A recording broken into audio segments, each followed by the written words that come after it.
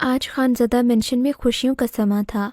हर तरफ रोशनियां बिखरी थीं। बरकी कमकमों ने खानज़दा मेंशन को चार चांद लगा दिए थे। और खुशियां क्यों ना बिखरतीं। आज तक कभी खानज़दा मेंशन ने कभी कोई गम नहीं देखा था। बरसों से खुशियों का राज था। सबके चेहरों पर रकम खुशियां रकीबों को चलाए रखती थीं। लेकिन आज तो जश्न का अलग ही समा था। खानज़दा मेंशन के इकलौते सबूत की आज मंगनी की रस्म थी, अपनी फूफीजाद के साथ। अजहान खानज़दा की मंगनी सूबिया के साथ थी। बरसों का अरमान आज पूरा हो रहा था। अजहान खानज़दा अपने नाम का एक ही था, इंतहा दर्जे का मगरूर और सख्त मिजाज, लेकिन मर्दाना वजाहत का भरपूर शाहकार।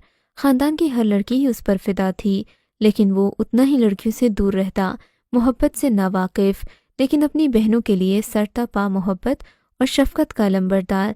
सारी दुनिया की खुशियाँ वो अपनी बहनों पर निछावर कर देता था। उनकी ज़ुबान से हर निकलने वाली बात पहले ही पूरी कर देता था।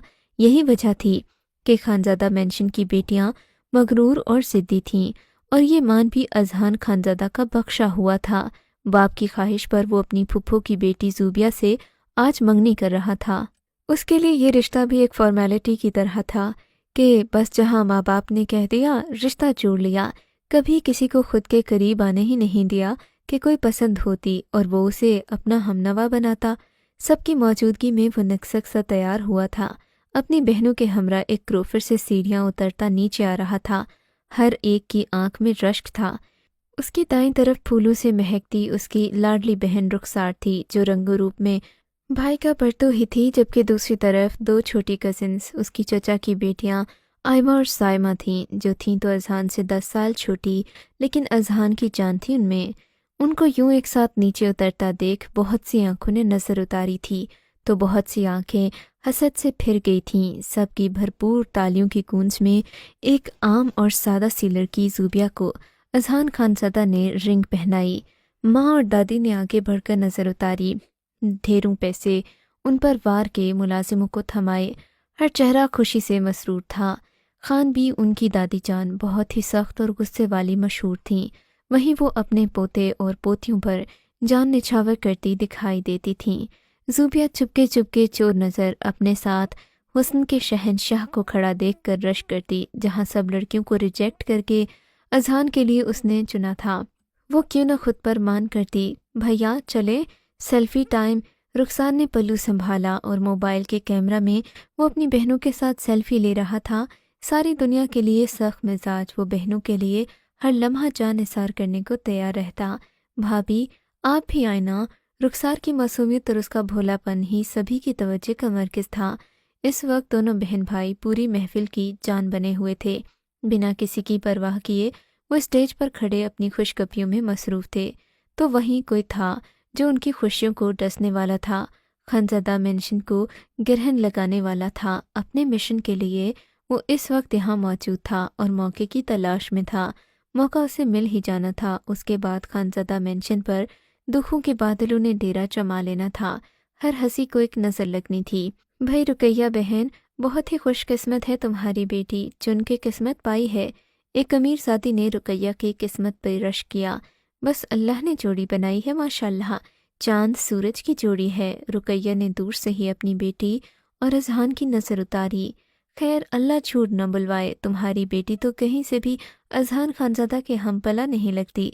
न शक्लो सूरत में उसका मुकाबला, न ही हैसियत में। उस औरत ने नुखुवत से कहते हुए मुंह बनाया, जबकि रुकैया के चेहरे पर एक साया सा गुजरा था। ऐसी भी कोई बात नहीं, मेरी बेटी लाखों में एक है। अगर ऐसा न होता तो खान भी कभी भी सबको छोड़कर मेरी बेटी का इंतखाब न करती। कुछ फ़ख्र और गुरूर के मिले जुले तासर में रुकैया ने अपना दिफा किया, तो उस अमीर ज़ादी औरत ने नुखुवत से मुंह फेरा। क्या पता तरस ही खा लिया हो। ये कहते हुए वो वहाँ से वॉकआउट कर गई, जबकि रुकैया के पाँव सर लगी सर बुझी।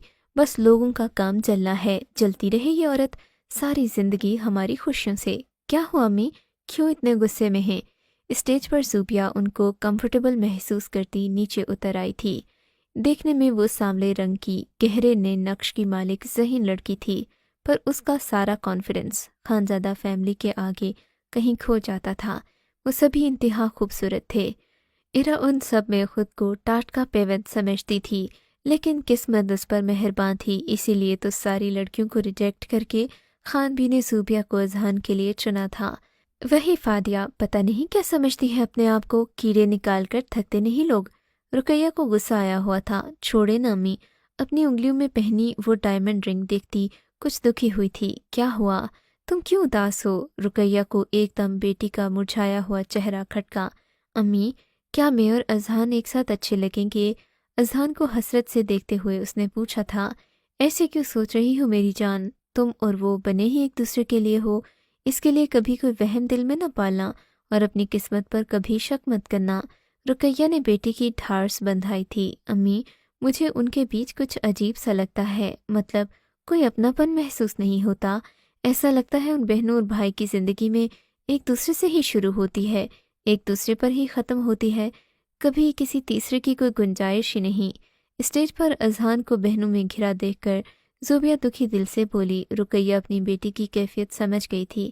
فکر نہ کرو، بہنیں کون سے ساری زندگی ساتھ رہیں گی، ایک دن انہیں اپنے گھر چلے جانا ہے، اور اکلوتا وارث وہ پوری جائیداد کا ہے، پورے بزنس پر صرف اس کا راج ہے، سب کچھ اسی کا ہے، تھوڑا صبر رکھو، سب تمہارا ہوگا۔ اذہان خان زدہ بھی، یہ مینشن بھی اور پوری جائیداد بھی مالکن ہوگی تم یہاں کی۔ رقیہ نے بیٹی کو مستقبل کے حسین خواب دکھائے، ایک نظر ماں کو دیکھتے دوسری نظر سامنے ان پر ڈالی۔ اذہان رخسار کو گلے لگائے کسی بات پر مسکرا رہا تھا، اس شخص کی مسکان بھی اس کی طرح جادو بھری تھی، اس کا گال کا ایک ٹمپل زوبیہ کو اس کی ہلکی سی بیئرڈ میں بھی نظر آ گیا تھا۔ اس کی آنکھوں کی نرمی اپنی بہنوں کے لیے ہی تھی صرف، زوبیہ سے تو وہ سلام دعا کے علاوہ کوئی بات کرتا ہی نہ تھا، اسے بس بہنوں سے مطلب تھا، خاص طور پر رخسار۔ ایک جلن، ایک حسد سا محسوس ہوا زوبیہ کو رخسار سے۔ اذہان کے پہلو میں پورے استحقاق سے کھڑی وہ زوبیہ کو آج پہلی بار بری لگی تھی، اور دل سے اس کے لیے ایک ہی بات نکلی تھی کہ وہ سب کی آنکھوں کا تارا تھی، اللہ کرے کہیں وہ دور ہی ہو جائے، اور گھڑی تھی قبولیت کی۔ اسے کیا پتہ تھا کہ وہ اس کے لیے ایسا سوچے گی، اس کے لیے ایسا چاہے گی، اور ویسا ہی ہو جائے گا، ورنہ وہ ایسا کبھی نہیں سوچتی۔ حاکم فیملی میں صبح کا وقت تھا، بہت بڑی فیملی تھی۔ حاکم صاحب کے 3 بیٹے تھے، بہروز حاکم سب سے بڑے بیٹے تھے، ان کی ایک بیٹی تھی 10 سال کی محروق، سخت غصے والے اور اپنی منمانی کرنے والے۔ ان کی اجازت کے بنا حاکم فیملی میں پتہ بھی نہیں ہلتا تھا۔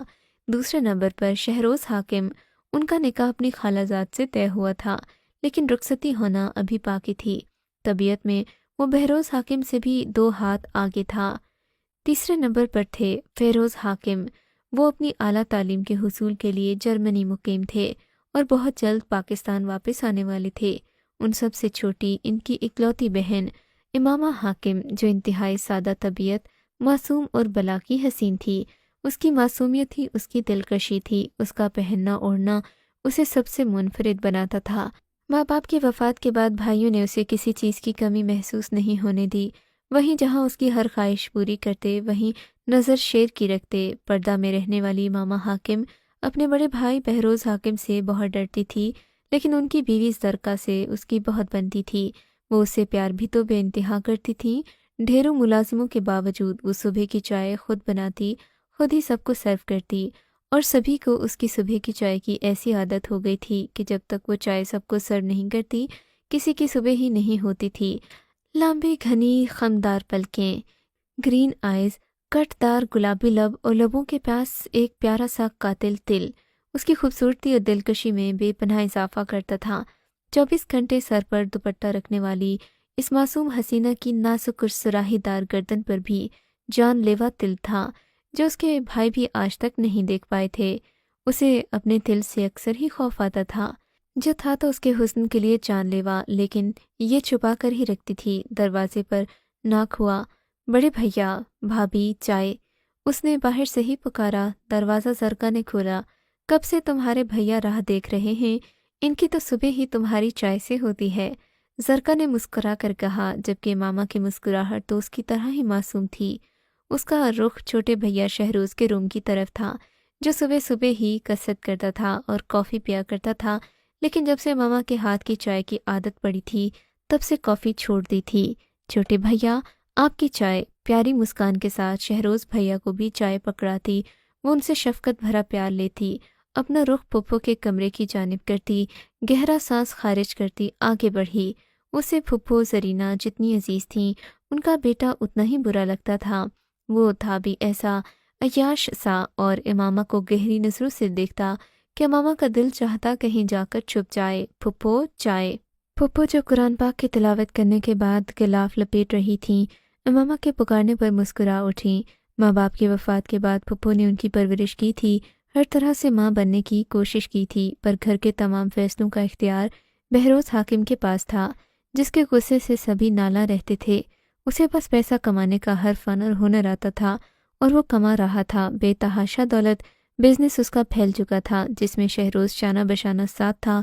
البتہ پھپھو کا بیٹا عرفان اپنے ہی کاموں میں مست تھا، یونیورسٹی جاتا تھا، سب کی نظر میں وہ ابھی پڑھ رہا تھا، جبکہ پڑھائی کی آڑ میں غلط کاموں میں پڑ چکا تھا۔ آپ کی چائے پھپھو۔ ان کے سامنے چائے کا کپ رکھا۔